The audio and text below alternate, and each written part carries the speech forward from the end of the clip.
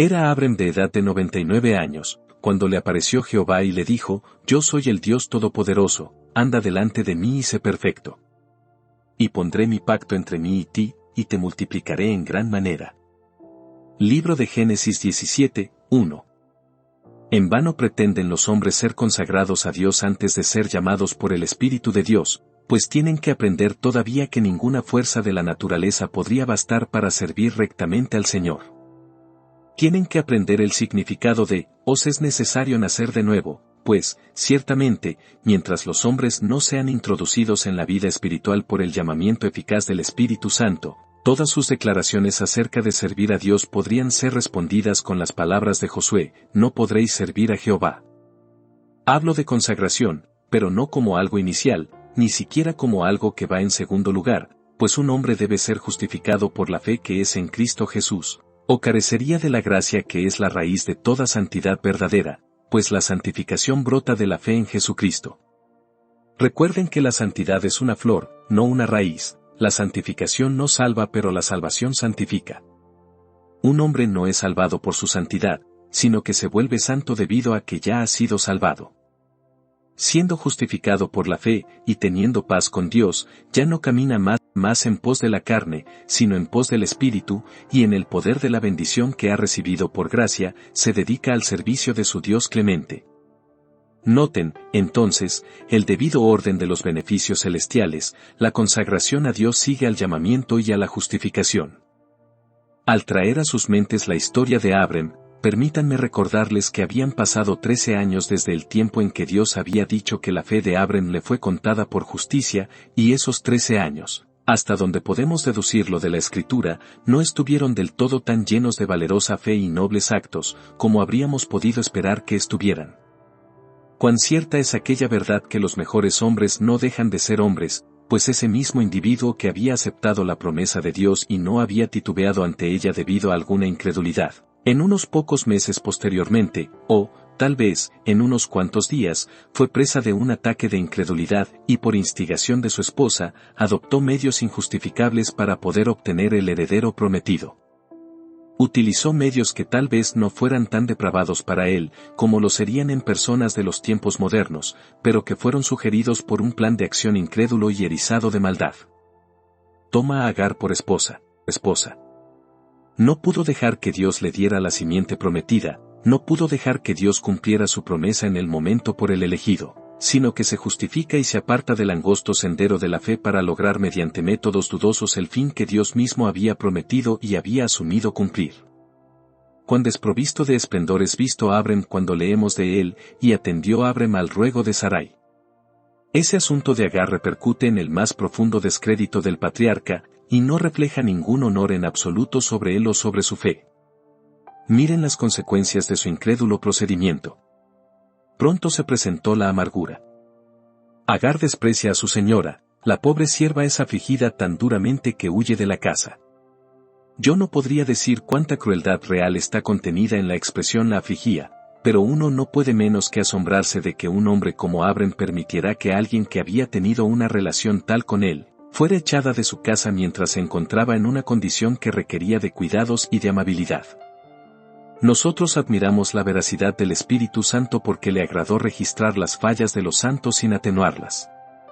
Las biografías de los hombres buenos en la Escritura son escritas con una firme integridad, y son registradas tanto sus cosas malas como sus cosas buenas.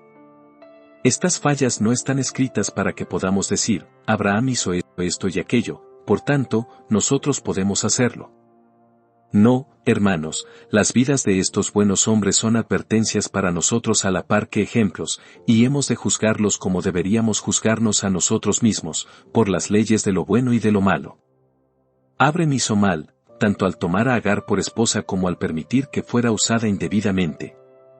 En años subsiguientes, el hijo de la esclava se burlaba del hijo de la libre, y se hizo necesaria la expulsión tanto de la madre como del hijo.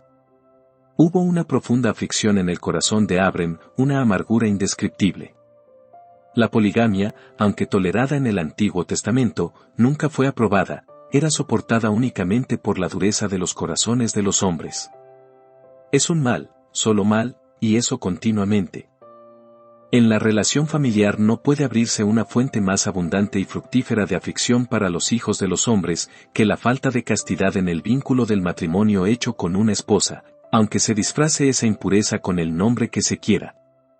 Todos esos 13 años, hasta donde la Escritura nos informa, Abrem no recibió ni una sola visita de su Dios. No encontramos ningún registro de que Abrem hubiera hecho algo memorable o que hubiese tenido ni siquiera una sola audiencia con el Altísimo. Aprendamos de esto que si abandonamos una vez la senda de la fe simple, si dejamos de caminar de acuerdo a la pureza aprobada por la fe, desparramaríamos espinas en nuestro sendero, y causaríamos que Dios ocultara de nosotros la luz de su rostro, y nos traspasaríamos con muchas aflicciones. Pero adviertan, amados, la sobreabundante gracia de Dios. La manera de recuperar a Abrem de su desliz fue que el Señor se le apareciera. Consecuentemente, leemos en nuestro texto que a los 99 años de edad, Abrem fue favorecido con una nueva visita del Altísimo. Esto trae a mi recuerdo las palabras del libro de Apocalipsis, concernientes a la iglesia de la Odisea: ni eres frío ni caliente. Ojalá fueses frío o caliente. Pero por cuanto eres tibio, y no frío ni caliente, te vomitaré de mi boca. Es una declaración muy solemne, pero, ¿qué sigue? He aquí, yo estoy a la puerta y llamo, si alguno oye mi voz y abre la puerta, entraré a él, y cenaré con él, y él conmigo, que quiere decir solo esto, que para la recuperación de un horrible estado de languidez y de tibieza, no hay ningún remedio sino solo la venida de Jesucristo al alma en un trato cercano y amoroso. Ciertamente así sucedió con Abrem. El Señor quería sacarlo de su estado de desconfianza y de distanciamiento y llevarlo a otro estado de excelsa dignidad y santidad, y lo hace manifestándose a Abrem, pues el Señor habló con él. Entre las sombras más oscuras, sí Él aparece. Mi aurora da comienzo. Él es la resplandeciente estrella matutina de mi alma. Y Él es mi sol naciente. Musiten una oración, hermanos y hermanas míos. Señor, revélate a mi pobre espíritu rebelde y languideciente. Revíveme, oh Señor, pues una sonrisa que provenga de ti, hace que mi yermo florezca como la rosa. En la ocasión de esta clemente manifestación, Dios se agradó en hacer por Abrem lo que yo creo que es para nosotros una ilustración admirable e instructiva de la consagración de nuestros espíritus redimidos enteramente a su servicio. Esta mañana, con la ayuda de Dios, voy a conducirlos, primero, a observar el modelo de la vida consagrada, en segundo lugar, la naturaleza de la vida superior, y, en tercer lugar, sus resultados. Y, primero, entonces, notemos en las palabras de Dios a Abrem, el modelo de la vida santificada o consagrada. Aquí están: yo soy el Dios Todopoderoso, anda delante de mí y sé perfecto. Para que un hombre sea enteramente santificado para el servicio del Señor, primero tiene que comprender la gloria y la condición todopoderosa y omnipotente de Dios. Hermanos, el Dios a quien servimos llena todas las cosas, y tiene todo el poder y todas las riquezas. Si le tuviéramos en poca estima, nos merecería poca confianza, y, en consecuencia, le rendiríamos escasa obediencia, pero si tuviéramos grandiosos conceptos de la gloria de Dios, aprenderíamos a confiar plenamente en Él, recibiríamos de Él misericordias sobreabundantes y seríamos motivados a servirle de manera sumamente consistente. El pecado, en el fondo, tiene su origen muy frecuentemente en pensamientos rastreros acerca de Dios. Toma el pecado de Abrem. Él no podía ver cómo Dios podría hacerle el padre de muchedumbre de gentes, ya que Sarai era ya muy vieja y estéril. De aquí su yerro con Agar. Pero si hubiera recordado lo que Dios trae ahora a su memoria, que Dios es el Shaddai, el Todopoderoso, habría dicho: no, permaneceré fiel a Sarai, pues Dios puede ejecutar sus propios propósitos sin que yo utilice medios tortuosos para cumplirlos. Él es todopoderoso en sí mismo, y no depende de la fuerza de la criatura. Esperaré pacientemente, y aguardaré tranquilamente, para ver el cumplimiento de las promesas del Señor. Ahora, lo mismo que sucedió con Abrem, sucede con ustedes, hermanos y hermanas míos. Cuando un hombre se encuentra en dificultades en sus negocios, pero cree que Dios es todopoderoso para sacarlo adelante, no practicará ninguno de los trucos comunes del oficio, ni se degenerará con esa astucia que es tan usual entre los comerciantes. Si un hombre cree, siendo pobre, que Dios es una porción suficiente para él, no tendrá envidia del rico ni estará descontento con su condición. El hombre que siente que Dios es una porción todopoderosa para su espíritu, no buscará el placer en las ocupaciones de la vanidad, no irá con la veleidosa multitud en pos de su vana alegría. No, dice, Dios se me ha aparecido como un Dios todopoderoso para mi consuelo y mi gozo. Yo estoy contento en tanto que Dios sea mío. Que otros abreven de cisternas rotas si quieren, pero yo moro junto a la fuente desbordante y estoy perfectamente contento. Oh amados, cuán gloriosos nombres lleva merecidamente nuestro Señor. Cualquiera que sea el nombre que elijan para reflexionar sobre él por un momento, que mina de riquezas y significado les abre. Aquí está este nombre, el Shaddai, esto es, el fuerte, pues un poder infinito mora en Jehová. Cuán prontamente nosotros, que somos débiles, podemos volvernos fuertes si recurrimos a él. Y luego, Shaddai, es decir, el incambiable, el invencible. Que Dios tenemos entonces, que no conoce variabilidad, ni sombra de arrepentimiento y a quien nadie podría enfrentarse. Él, fuerte, Shaddai, incambiable en su fortaleza, por tanto, siempre fuerte en todo tiempo de necesidad, listo para defender a su pueblo, y capaz de protegerlo de todos los enemigos. Vamos, cristiano, con un Dios así, ¿por qué habrías de rebajarte para ganar el elogio del hombre malvado? ¿Por qué correteas por allí para encontrar placeres terrenales donde las rosas están siempre entreveradas de espinas? ¿Por qué necesitas depositar tu confianza en el oro y la plata, o en la fuerza de tu cuerpo, o en algo que está bajo la luna? Tú tienes a El Shaddai para que sea tuyo. Tu poder para ser santo dependerá en mucho de que te aferres, con toda la intensidad de tu fe, al hecho alentador de que este Dios es tu Dios por siempre y para siempre, tu porción diaria, tu consolación que basta para todo. Tú no podrías atreverte, no puedes atreverte, ni te atreverás a desviarte en los caminos del pecado, cuando sabes que un Dios así es tu pastor y tu guía. Siguiendo con este modelo de vida consagrada, adviertan las siguientes palabras: anda delante de mí. Este es el estilo de vida que caracteriza a la verdadera santidad, es un andar delante de Dios. Hermanos, Abraham había andado delante de Sarai, le había concedido un respeto indebido a sus puntos de vista y a sus deseos. Abraham había andado, también, delante de sus propios ojos y de las inclinaciones de su propio corazón cuando fue unido a Agar, pero ahora el Señor le censura tiernamente con la exhortación: anda delante de mí. Es notable que en la anterior visita divina al patriarca, que procuramos interpretar el domingo pasado, el mensaje del Señor era: no temas. Era entonces, por así decirlo, solo un niño en las cosas espirituales, y el Señor le dio consuelo, pues lo necesitaba. Ahora se ha convertido en un hombre, y la exhortación es práctica y llena de actividad: anda. El cristiano ha de disponer y usar la fuerza y la gracia que ha recibido. El meollo de la exhortación radica en las últimas palabras: anda delante de mí, y por ello entiendo un sentido habitual de la presencia de Dios, o hacer lo recto y evitar lo malo, por respeto a la voluntad de Dios, una consideración de Dios en todas las acciones, públicas y privadas. Hermanos, yo lamento profundamente cuando veo a hombres cristianos, incluso en algunas sociedades religiosas, que dejan fuera de sus cálculos el inciso más importante de todo el cálculo, es decir, el elemento divino, el poder y la fidelidad divinos. De la mayor parte de la humanidad podría decir, sin ser hipercrítico, que si no hubiera ningún Dios, su curso de acción no sería diferente de lo que es, pues no se sienten ni restringidos ni constreñidos por ningún sentido de la presencia divina. La iniquidad del impío me dice al corazón: no hay temor de Dios delante de sus ojos. Pero esta es la señal del hombre verdaderamente santificado, que vive en todo lugar como si estuviese en la cámara de la presencia de la majestad divina. Actúa como sabiendo que el ojo que nunca duerme está siempre fijo en él. El deseo de su corazón es no hacer nunca lo indebido porque le deba respeto a la grandeza mundana, y no olvidar nunca lo correcto porque esté en mala compañía, y más bien considera que, como Dios está en todas partes, siempre está en una presencia para la cual pecar sería una rebelión desvergonzada. El santo siente que no debe transgredir y que no debe atreverse a transgredir, porque está delante del propio rostro de Dios. Este es el modelo del carácter santificado, que un hombre entienda lo que Dios es y que entonces actúe como si estuviese en la inmediata presencia de un Dios santo y celoso.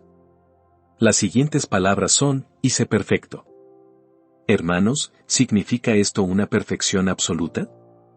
No pienso disputar las creencias de algunos, en el sentido de que podemos ser absolutamente perfectos en la tierra. Admito libremente que el modelo de santificación es la perfección. Sería inconsistente con el carácter de Dios que nos diera algo que no fuera un mandamiento perfecto y una norma perfecta. Ninguna ley sino la de la perfección absoluta podría venir de un Dios perfecto, y darnos un modelo que no fuera absolutamente perfecto sería asegurarnos sobreabundantes imperfecciones y darnos una excusa para ellas. Dios no pone delante de sus siervos ninguna regla de este tipo, sean tan buenos como puedan, sino esta: sed, pues, vosotros perfectos, como vuestro Padre que está en los cielos es perfecto. ¿Acaso algún hombre ha alcanzado jamás ese punto? Ciertamente nosotros no lo hemos logrado, pero a pesar de eso, todo hombre cristiano debe apuntar a eso. Yo prefiero con mucho que mi hijo tenga una copia perfecta para que aprenda a escribir de conformidad a ella, aunque nunca la logre imitar, a que tenga una copia imperfecta ante sí, porque entonces nunca llegaría a ser un buen escritor. Nuestro Padre Celestial nos ha dado la imagen perfecta de Cristo para que sea nuestro ejemplo y su perfecta ley para que sea nuestra regla, y a nosotros nos corresponde apuntar a esta perfección en el poder del Espíritu Santo, y, como Abraham, postrarnos sobre nuestros rostros en vergüenza y confusión de rostro, cuando recordamos cuán lejos nos hemos quedado del blanco. Perfección es lo que deseamos, lo que anhelamos con ansia, y lo que obtendremos al final. No queremos que el tono de la ley sea suavizado para que se adapte a nuestra debilidad. Bendito sea Dios porque nos deleitamos en la perfección de esa ley. La ley a la verdad es santa, y el mandamiento santo, justo y bueno, mas yo soy carnal, vendido al pecado. Queremos ser conformados a la voluntad de Dios, y si nosotros, que somos creyentes, tuviéramos un solo deseo, que pudiera ser concedido de inmediato, sería hacernos perfectos en toda buena obra para hacer su voluntad, obrando en nosotros lo que es agradable a sus ojos. Sin embargo, la palabra perfecto, como he dicho, conlleva comúnmente el significado de recto, o sincero: anda delante de mí y sé sincero. El cristiano no ha de tener tratos dobles, no ha de jugar al estira y encoge con Dios o con el hombre, no ha de hacer profesiones hipócritas o tener principios falsos. Tiene que ser tan transparente como un cristal, ha de ser un hombre en quien no hay engaño, un hombre que ha hecho a un lado la impostura de cualquier forma, que la odia, que la desprecia, y anda delante de Dios, que ve todas las cosas con absoluta sinceridad, deseando sinceramente en todas las cosas, tanto grandes como pequeñas, recomendarse a la conciencia de otros como a la vista del Altísimo. Hermanos, aquí está el modelo de la vida consagrada. ¿No anhelan alcanzarlo? Estoy seguro de que toda alma que sea movida por la gracia de Dios lo hará. Pero si tu sentimiento al respecto es como el mío, será precisamente el de Abraham en el texto. Abraham se postró sobre su rostro delante del Señor. Pues, cuán cortos nos hemos quedado de esto. No siempre hemos considerado a Dios Todopoderoso, hemos sido incrédulos. Hemos dudado de Él aquí, y hemos dudado de Él allá. No hemos salido a trabajar en este mundo como si creyéramos en la promesa: no te desampararé, ni te dejaré. No nos ha complacido sufrir, o ser pobres, y no nos hemos contentado con hacer su voluntad sin hacer preguntas. ¿Podríamos haber recibido con frecuencia el reproche: ¿acaso se ha acortado la mano de Jehová? ¿Acaso se ha acortado su brazo del todo?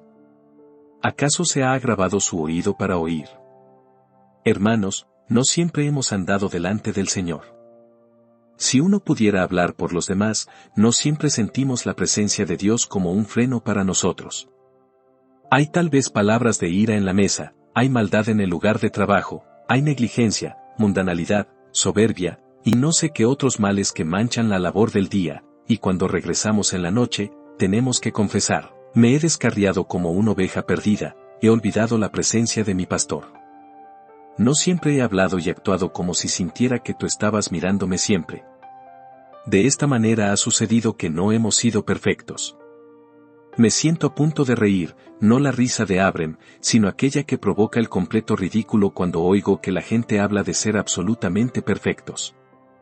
Han de ser de una carne y de una sangre muy diferentes de la nuestra, o, más bien, han de ser grandes necios, llenos de soberbia, y totalmente ignorantes de sí mismos, pues si solo miraran una sola acción, hallarían máculas en ella, y si examinaran un solo día, percibirían algo en lo que se quedaron cortos, si no hubiera nada en lo que transgredieron.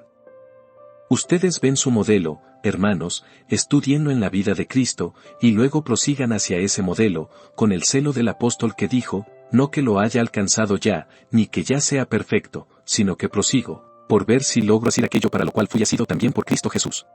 Hermanos, yo mismo no pretendo haberlo ya alcanzado, pero una cosa hago, olvidando ciertamente lo que queda atrás, y extendiéndome a lo que está delante, prosigo a la meta, al premio del supremo llamamiento de Dios en Cristo Jesús. 2. En segundo lugar, tenemos la naturaleza de esta consagración según está ilustrada en este capítulo. Trataremos brevemente cada punto. La genuina consagración espiritual comienza con la comunión con Dios. Noten el tercer versículo, entonces Abrem se postró sobre su rostro, y Dios habló con él. Al mirar a Cristo Jesús, su imagen es fotografiada en nuestra mente, y somos cambiados de gloria en gloria, como por la presencia del Señor. La distancia de la presencia del Señor siempre significa pecado, la santa familiaridad con Dios engendra santidad. Entre más piensas en Dios, entre más meditas en sus obras, entre más le alabas, entre más le pides en oración, entre más constantemente hablas con Él y Él contigo por medio del Espíritu Santo, más seguramente estás en el camino hacia una total consagración a su causa. El siguiente punto en la naturaleza de esta consagración es que es nutrida por dilatadas contemplaciones del pacto de gracia. Continúen leyendo, he aquí mi pacto es contigo, y serás padre de muchedumbre de gentes. Esto es dicho para ayudar a Abrem a andar delante de Dios y ser perfecto, de lo cual concluimos que para que un hombre crezca en santificación, debe crecer en conocimiento, y también en la tenacidad de la fe que sujeta al pacto que Dios ha hecho con Cristo en favor de su pueblo, que es ordenado en todas las cosas y será guardado. Con sus Biblias abiertas, noten atentamente que Abrem fue renovado en cuanto a su propio interés personal en el pacto. Noten cómo es repetido el segundo pronombre personal, he aquí mi pacto es contigo, y, tú, serás padre de muchedumbre de gentes. Lean el sexto versículo, y te multiplicaré en gran manera, y haré naciones de ti, y reyes saldrán de ti. Y estableceré mi pacto entre mí y ti, y tu descendencia después de ti, para ser tu Dios, y el de tu descendencia después de ti. Así le es explicado a Abrem el pacto de manera personal, es conducido a sentir que tiene una parte y una porción en él. Si has de ser santificado alguna vez para el servicio de Dios, debes alcanzar una plena seguridad de tu interés en todas las provisiones del pacto. Las dudas son como los jabalíes del bosque, que arrancan las flores de la santificación del huerto del corazón, pero cuando tienes en tu corazón la seguridad dada por Dios de tu interés en la preciosa sangre de Jesucristo, entonces serán cazadas y eliminadas las zorras que echan a perder las viñas, y las vides en cierne darán buen olor. Clamen a Dios, amados hermanos y hermanas, pidiendo una sólida fe para leer tu título de propiedad liberado para mansiones en los cielos. La gran santidad ha de brotar de la gran fe. La fe es la raíz, la obediencia es la rama, y si la raíz se pudre la rama no puede florecer. Pide saber que Cristo es tuyo, y que tú eres suyo, pues allí encontrarás una fuente para regar tu consagración y hacerla rendir fruto para el servicio de Cristo. Algunos profesantes actúan como si este no fuera el caso. Fomentan sus dudas y temores para perfeccionar la santidad. He conocido cristianos, cuando han estado conscientes de que no ha vivido como deberían haberlo hecho, que comienzan a dudar de su interés en Cristo, y, como dicen, se humillan para alcanzar después una más plena santificación de vida. Es decir, se matan de hambre para volverse más fuertes, arrojan su oro por la ventana para volverse ricos, levantan la propia piedra fundamental de su casa para que permanezca segura. Amado creyente, pecador como eres, rebelde como eres, a pesar de ello, cree en Jesús, y no permitas que un sentido de pecado debilite tu fe en Él. Él murió por los pecadores, Cristo, a su tiempo murió por los impíos. Aférrate a esa cruz, entre más furiosa sea la tormenta, mayor es la necesidad de la boya salvavidas, nunca la dejes, sino sujétate más fuerte. Confía únicamente en el poder de esa preciosa sangre, pues sólo así matarás tus pecados y avanzarás en santidad.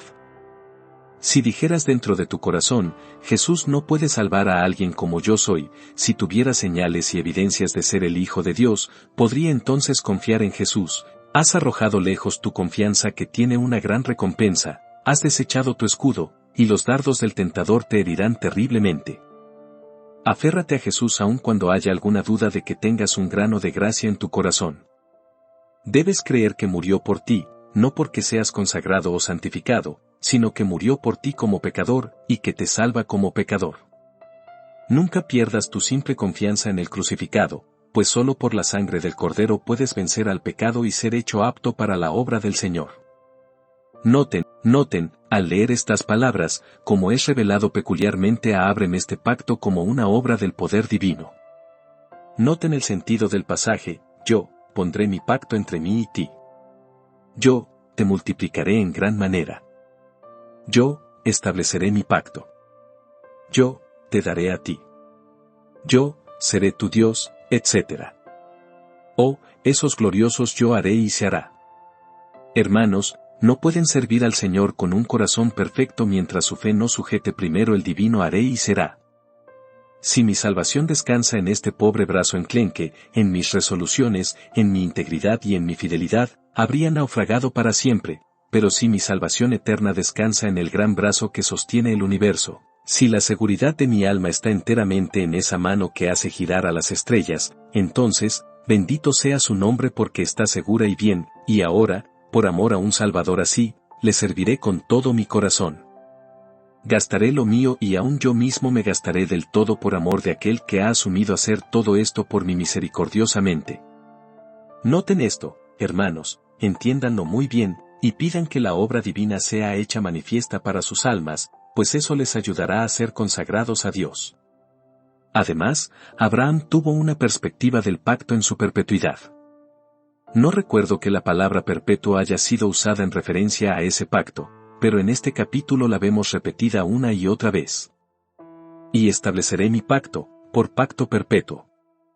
Aquí tenemos una de esas grandes verdades que muchos de los bebés en la gracia no han aprendido todavía, es decir, que las bendiciones de la gracia son bendiciones que no son dadas hoy para ser quitadas mañana, sino que son bendiciones eternas. La salvación que es en Cristo Jesús no es una salvación que nos pertenecerá por unas cuantas horas, mientras somos fieles a ella, y será quitada luego, de tal forma que seremos abandonados para perecer. Dios no lo quiera, Dios no es hombre, para que mienta, ni hijo de hombre para que se arrepienta. Porque yo Jehová no cambio, por esto, hijos de Jacob, no habéis sido consumidos. Cuando nos ponemos en las manos de Cristo, no nos confiamos a un Salvador que pudiera permitir que seamos destruidos, sino que descansamos en uno que ha dicho, yo doy, a mis ovejas, vida eterna, y no perecerán jamás, ni nadie las arrebatará de mi mano.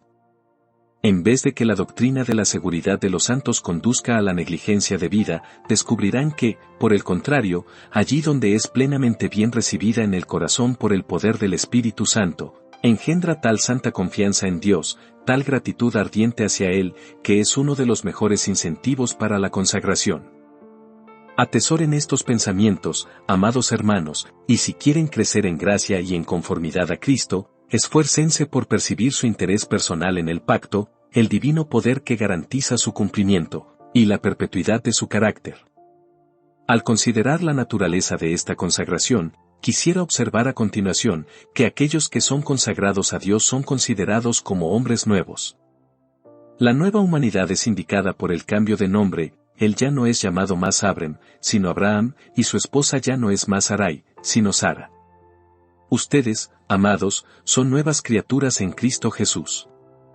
La raíz y la fuente de toda consagración a Dios radica en la regeneración.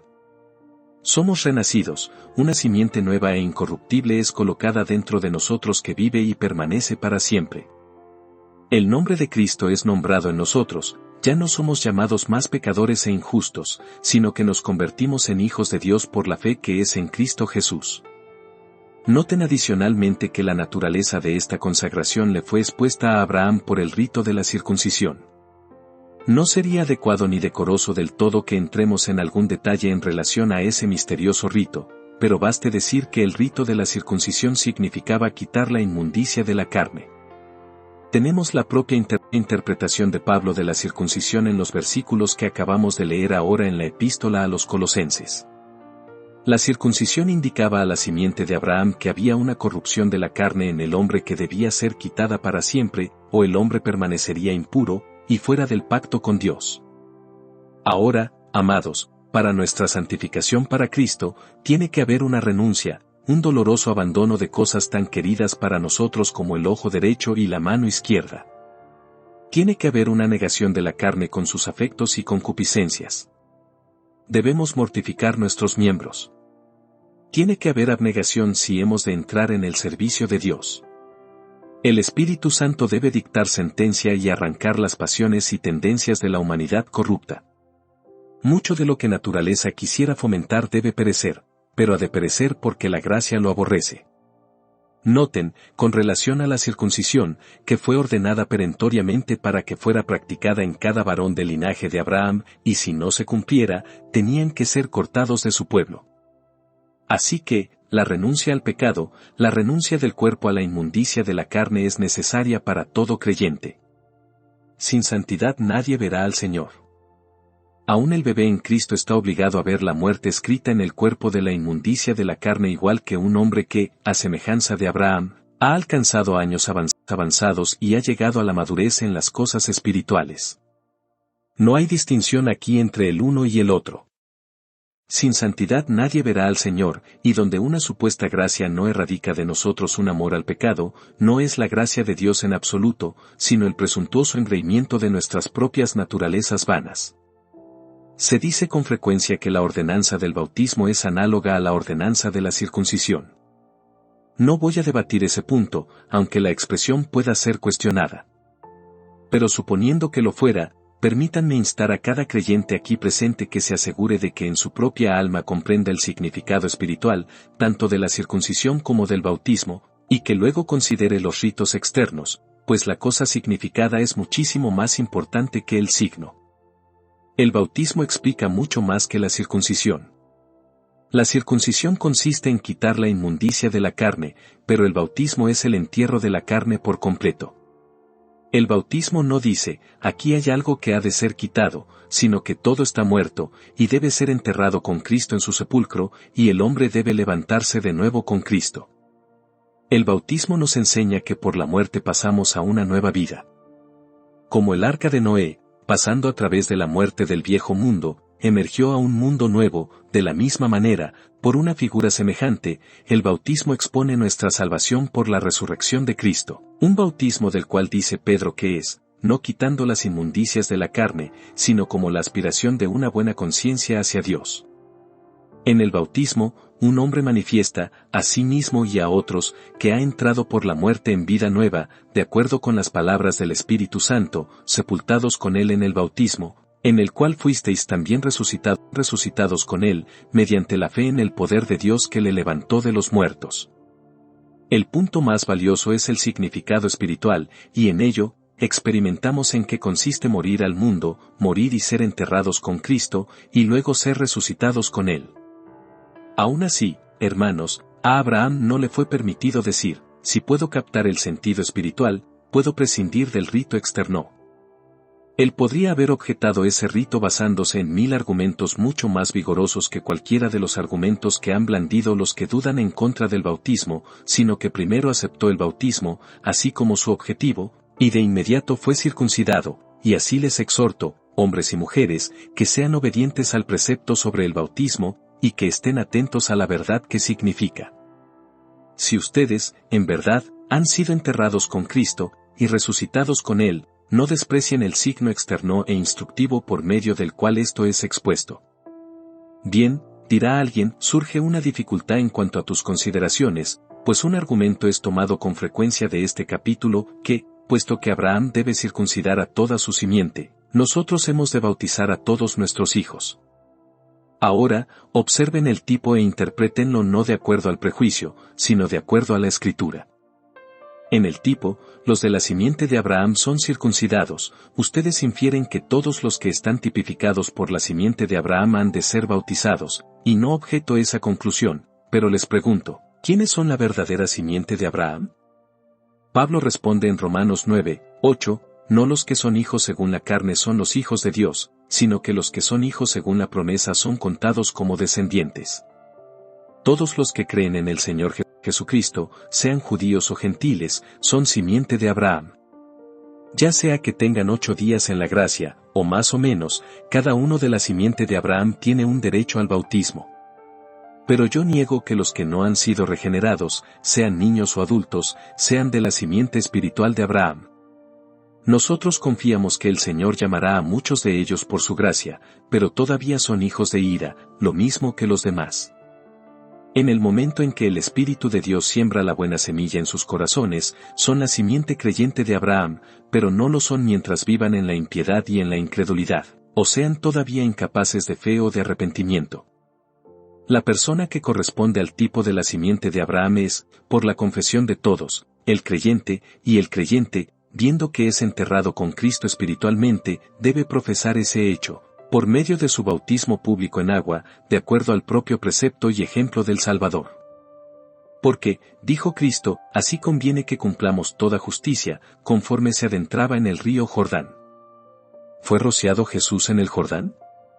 ¿Por qué sumergirse en un río para ser rociado? ¿Por qué descendió al agua para ser rociado? Nosotros. ¿Se refería a los bebés? ¿Era él un bebé? ¿Acaso no estaba hablando, cuando dijo nosotros, de los fieles que están en él? Porque así, nos conviene que cumplamos toda justicia, esto es, todos sus santos. Pero, ¿cómo cumple toda justicia el bautismo? Típicamente así, es el cuadro de la obra entera de Cristo. Allí está su inmersión en el sufrimiento, su muerte y sepultura, su salida del agua representa su resurrección, su subida a la ribera del Jordán representa su ascensión. Es una representación típica de cómo cumplió toda justicia, y de cómo la cumplieron los santos en él. Pero, hermanos, no pretendía ir tan lejos en cuanto al signo exterior, porque el más profundo deseo de mi alma es este, que así como Abraham, por el signo exterior, fue instruido que había una limpieza de la inmundicia de la carne, que se debe dar o vendría la muerte, así somos nosotros instruidos por el bautismo que hay una muerte real para el mundo, y una resurrección con Cristo, que se debe dar en todo creyente, por viejo o joven que sea, o por el contrario, no tendría parte ni porción en él. Asunto de la consagración a Dios, o, ciertamente, en la propia salvación. 3. Tengo un tercer encabezado, pero mi tiempo se ha acabado, y, por tanto, solo voy a dar estas sugerencias, los resultados de una consagración así.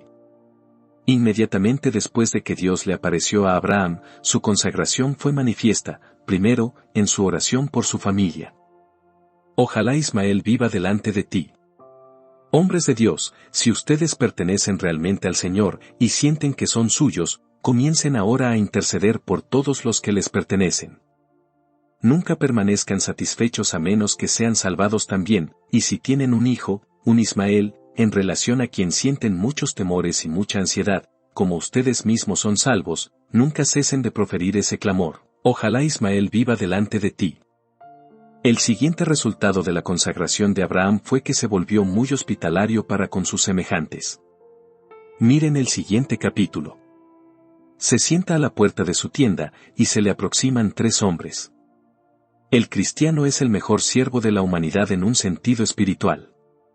Quiero decir que por causa de su Señor, se esfuerza por hacer el bien a los hijos de los hombres.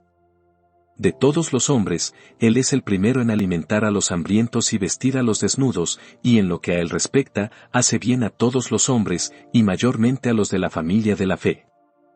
El tercer resultado fue que Abraham fue anfitrión del propio Señor, pues entre esos 3 ángeles que llegaron a su casa, estaba el Rey de Reyes, el Ser Infinito. Cada creyente que sirve a Dios, por decirlo así, proporciona refrigerio a la mente divina. Quiero decir esto, Dios se complació infinitamente en la obra de su amado Hijo. Dijo, Este es mi Hijo amado, en quien tengo complacencia, y se complace también en la santidad de todo su pueblo. Jesús ve el fruto de la aflicción de su alma, y está satisfecho por las obras de los fieles, y ustedes, hermanos, así como Abraham fue anfitrión del Señor, sirvan de anfitriones del Señor Jesús con su paciencia y su fe, con su amor y su celo, cuando están completamente consagrados a Él. Además, Abraham se volvió el gran intercesor de otros. El siguiente capítulo está lleno de sus súplicas por Sodoma. No había sido capaz de interceder antes, pero después de la circuncisión, después de la consagración, se convierte en el recordador del rey, es instalado en el oficio de sacerdote, y permanece allí clamando, ¿no salvarás la ciudad? ¿Destruirás también al justo con el impío? Oh, amados, si nos consagráramos a Dios, haciéndolo por completo, como he procurado describirlo débilmente, nos volveremos poderosos con Dios en nuestras súplicas. Yo creo que un santo es una mayor bendición para una nación, que un regimiento entero de soldados. ¿Acaso no temían más a las oraciones de John Knox que a las armas de 10.000 hombres? Un hombre que vive habitualmente cerca de Dios es como una gran nube que siempre está derramando lluvias fertilizantes. Este es el hombre que podría decir, la tierra es desmenuzada enteramente, yo sostengo sus columnas. Francia no hubiera visto una revolución tan sangrienta si hubiese habido hombres de oración para preservarla. Inglaterra, en medio de las conmociones que la sacuden para un lado y otro, es mantenida firme porque la oración es elevada incesantemente por los fieles. La bandera de la vieja Inglaterra está clavada a su mástil, no por las manos de sus marineros, sino por las oraciones del pueblo de Dios. Estos, cuando interceden día y noche, y cuando cumplen con su ministerio espiritual, son aquellos por quienes Dios perdona a las naciones, por quienes permite que la tierra exista todavía, y cuando se acabe su tiempo, y sean retirados, y la sal sea suprimida de la tierra, entonces los elementos se disolverán con ardiente calor, y la tierra también y las obras que están en ella serán quemadas, pero este mundo no pasará antes de que Él se hubiere llevado a los santos con Cristo en el aire. Él lo mantendrá por causa de los justos. Busquen el grado más elevado de santidad, mis amados hermanos y hermanas, búsquenlo, y trabajen por ello, y mientras descansan únicamente en la fe para la justificación, no descuiden el crecimiento en la gracia, que los logros más excelsos sean su ambición, y que Dios se los conceda, por su Hijo Jesucristo. Amén.